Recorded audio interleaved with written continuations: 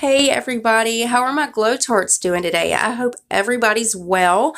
Alright guys, so we did have an announcement from Joe, that is the owner and CEO of BoxyCharm. So we know that we're going to be seeing some new brands come to BoxyCharm, and a couple of examples would be Glow Recipe. They're going to be in a future box.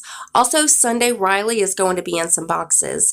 And then the new color cosmetics and brands, they will all be coming, and we don't know every new brand and new product that's going to be coming to BoxyCharm, but we know that they're going to be coming in future boxes. So I'm excited to see what they got.